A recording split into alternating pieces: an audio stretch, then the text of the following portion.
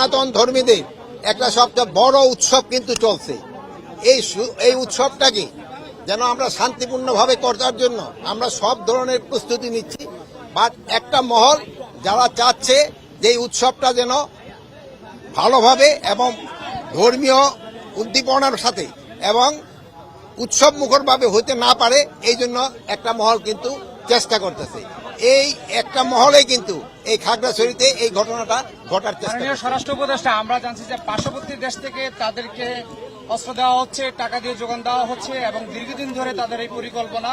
আমরা দেখেছি সেখানে একজন বক্তব্য দিয়েছে এটাকে ভারতের যেন একটা রাষ্ট্র হিসাবে বা একটা প্রদেশ হিসাবে যেন নিয়ে যাওয়া হয়। সে বিষয়ে আপনারা কি ধরনের পদক্ষেপ নিচ্ছেন? আর সেখানে একটা ঘটনা ঘটেছে, 3 জন নিহত হয়েছে, আইন শৃঙ্খলা বাহিনীর সদস্য আহত হয়েছে।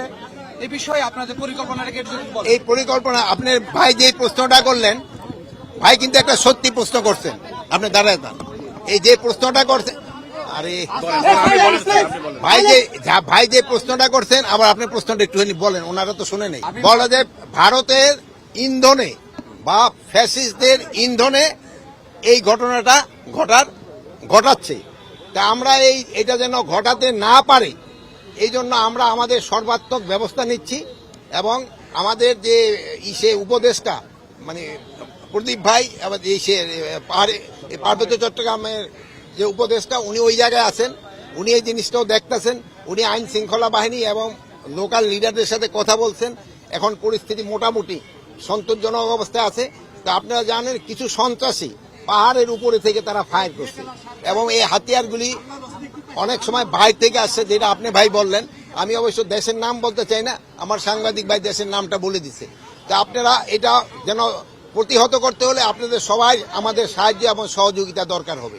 আপনারা সবাই আপনার সাহায্য সহযোগিতা করবেন। আরেকটা জিনিস হলো, আপনারা সবচেয়ে বলবেন যে গতকাল থেকে কিন্তু আমাদের একটা বড় ধর্মীয় উৎসব শুরু হয়ে গেছে।